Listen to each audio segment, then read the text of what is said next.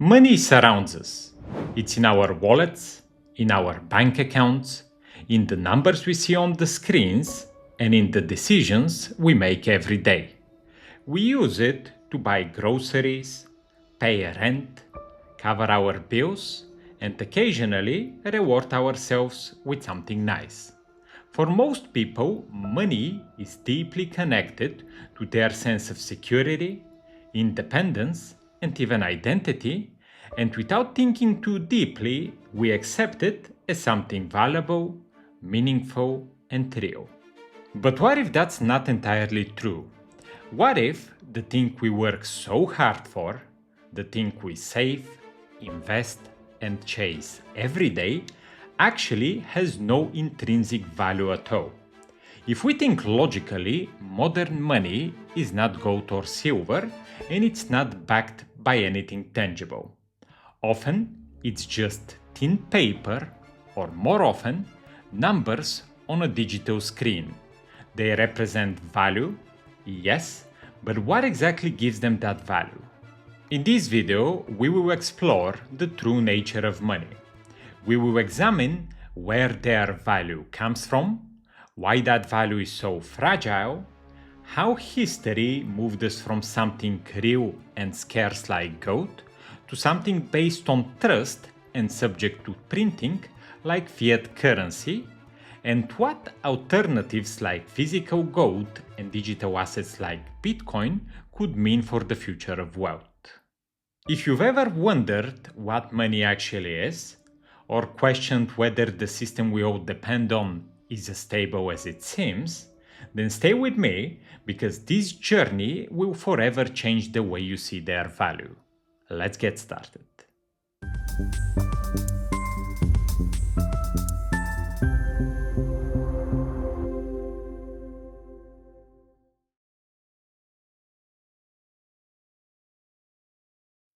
For most of us, money seems so essential that we rarely stop to think about what it actually is.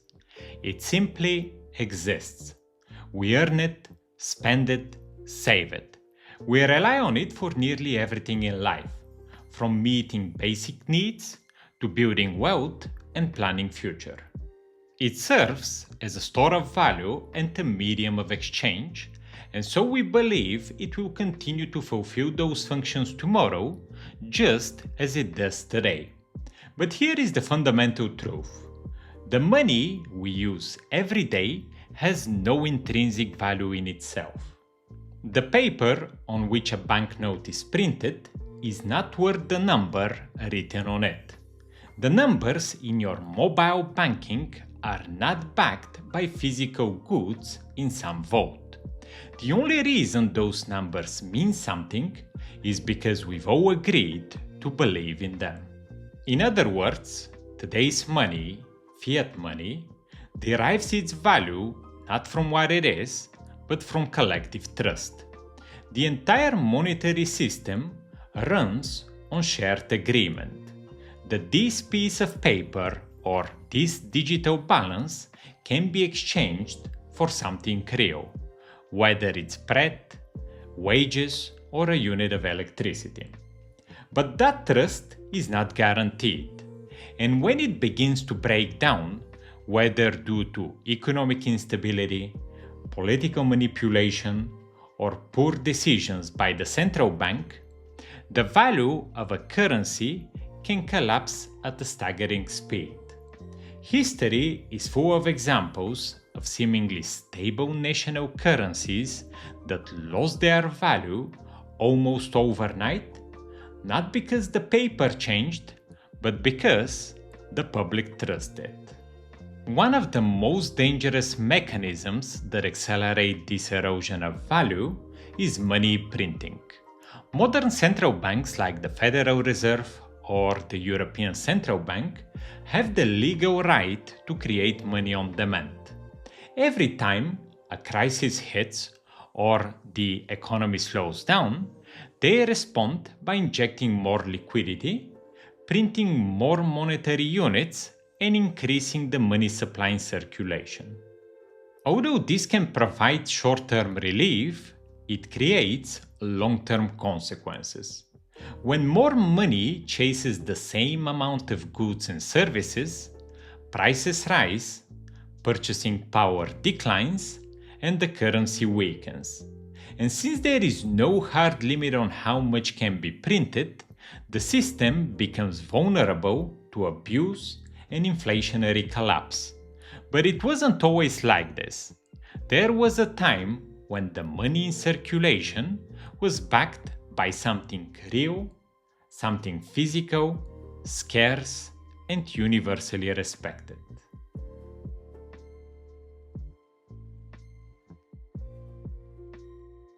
Before the era of fiat currencies, money was tied to physical goods, the most important of which was gold. For centuries, gold served not just as a symbol of wealth, but as the very foundation of financial systems around the world. And for much of the modern era, the US dollar, the strongest currency in the world, was directly tied to gold through the so-called gold standard. Under the gold standard, every dollar issued by the US government was backed by an equivalent amount of physical gold held in reserve. This meant that the government couldn't simply print money at will. It could issue only as much currency as it had gold to back it. In its purest form, the gold standard provided a system of financial accountability where money had meaning because it was tied to a limited tangible resource. For a time, this model worked. It limited inflation, encouraged fiscal discipline, and gave people real confidence in the value of their money.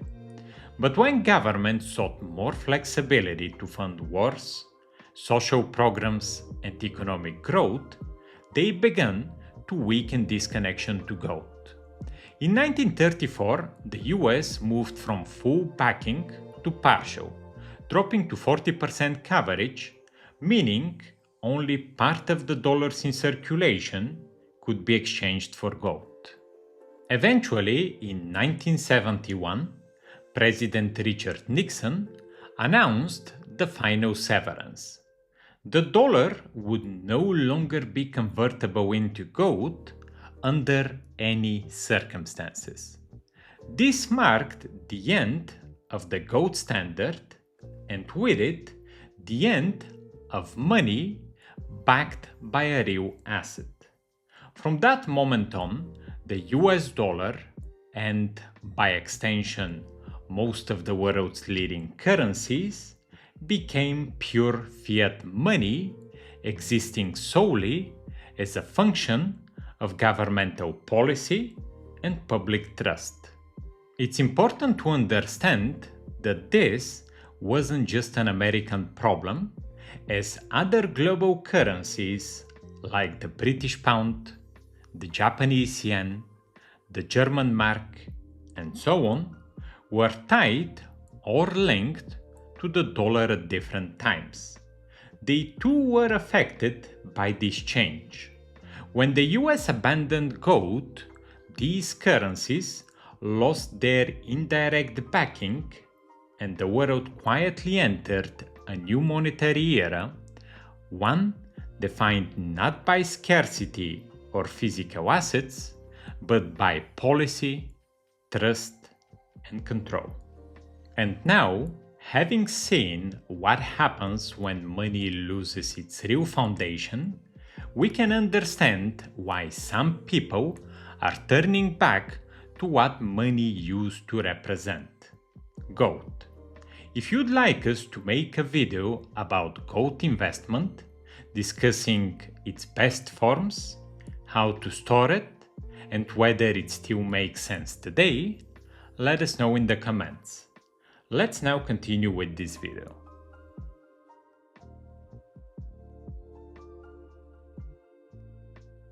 Although most people today use digital forms of payment and rarely touch physical money, let alone gold or silver, the role of these metals in global financial history is far from over. In fact, In an age where currencies are supported only by policy and trust, gold and silver have quietly started regaining popularity among ordinary people in recent years. This isn't because something has changed about them, but rather the opposite. Because they continue to work the same way they always have. For thousands of years, gold has been valued not because someone told us it was worth something, but because it truly had value. Its rarity, beauty, and physical durability make it ideal for trade, storing value, and protecting against uncertainty. The same amount of gold that could buy you a fine suit in ancient Rome can still buy you a fine suit today. And that kind of purchasing power across centuries has not been achieved by any fiat currency.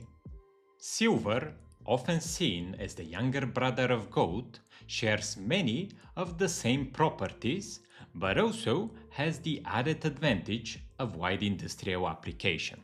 It's not just a store of value, it's a functional material with real demand, giving it economic weight beyond monetary speculation. What makes both metals so powerful is that they exist outside the system. When governments change, when markets crash, and when inflation eats away at paper currencies, gold and silver remain. They are not tied to any central bank. They are not devalued by political agendas and cannot be manipulated with the press of a key. Their value is not declared, it's discovered, again and again through the centuries. That's why central banks themselves, ironically, still hold massive gold reserves. Even the institutions that print fiat money rely on gold as a last line of defense, as a form of insurance, and as a symbol of trust when everything else collapses. And that should tell you something. If those who create the money still protect themselves with gold, maybe it's worth considering whether you should do it too.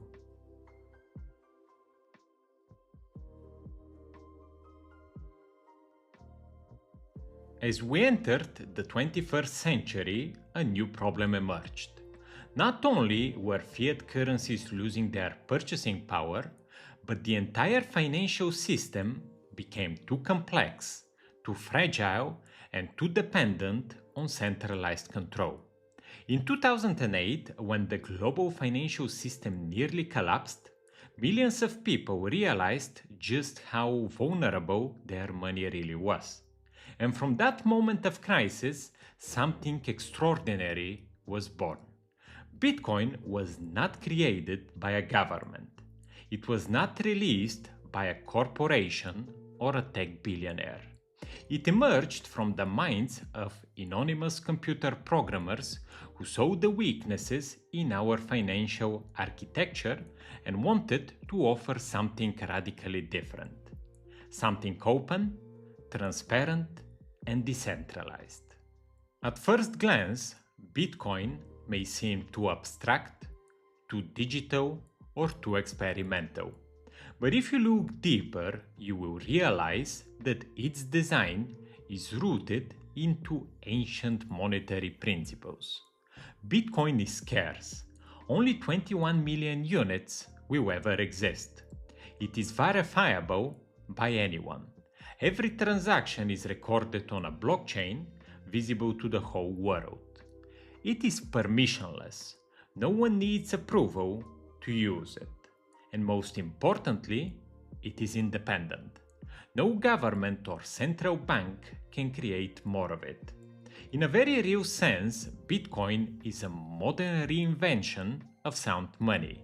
It doesn't promise stability through trust in an institution, it offers stability through code, mathematics, and decentralization. And while gold is limited by its physical nature, Bitcoin is accessible to anyone, anywhere in the world, instantly and without intermediates. This is what people mean when they call Bitcoin digital gold. It brings the properties of hard money into the digital age, offering a new way to store value and transfer wealth in a world that is increasingly virtual and global. Of course, Bitcoin is still young. It's volatile, evolving, and constantly being tested by both markets and governments. But that's exactly what makes it so revolutionary. It's not trying to patch the old system, it's trying to replace it. For millions of people living in countries where inflation destroys their savings or where governments control access to the banking system, Bitcoin is not just a technological innovation, it's a lifeline. It represents the possibility of financial freedom in a world where traditional money has failed. And whether it becomes the new global standard or simply exists alongside older forms of money like gold, its impact is already being felt. For the first time in human history, we have money that is scarce, global, digital, and uncontrollable. That changes everything. If Bitcoin still feels unclear to you, but you'd like to better understand what it is and how it works, I recommend you watch our video Bitcoin Explained for Beginners, which was created precisely to help anyone understand it well. Link in the upper right corner now. Let's continue.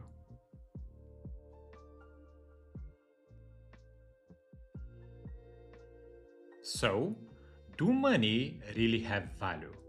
It's a deceptively simple question with an extremely complex answer. The money we use today, dollars, euros, pounds, is not valuable in itself. Its value doesn't come from its material. It doesn't come from a vault full of gold. It comes from our trust. And that trust, as history has shown us again and again, can change. It can change slowly, eroded by inflation, political instability, or economic negligence, or it can change suddenly in moments of crisis when people look around and realize that the system they relied on was never as solid as it appeared. But true value, the kind that withstands time, comes from scarcity, from utility, and from trust earned through results, not promised by decree. Gold has proven its value over millennia. It has outlived empires, currencies, and ideologies. Silver has done the same, and now Bitcoin emerges as the next chapter in that story, an attempt to transfer monetary principles into the boundless digital world that is evolving faster than anything we've ever seen. The truth is, money is not just a medium of exchange. It's a mirror of the system behind it. It reflects how much power we give to governments, how much trust we place in institutions, and how prepared or unprepared we are for the future. That's why understanding what gives money its value is not just a theoretical topic that doesn't concern you. It's a personal responsibility, because once you understand how money works, you will stop playing by the old rules. You stop seeing dollars or euros as the ultimate goal and start thinking in terms of preserving real value, value that can't be printed, eaten away by inflation, or erased by change in policy. So whether you find that value in gold, in silver, in Bitcoin, or in a balanced combination of the three, the most important thing is that this decision is conscious, not just made out of habit or convenience, but through knowledge and intention. If this video helped you look at things from a new perspective, I encourage you to subscribe to the Road to El Dorado. Here we are not driven by hype and headlines. We focus on clarity, truth, and long-term thinking. Be healthy, be humble, and never stop growing. I'll see you in the next video.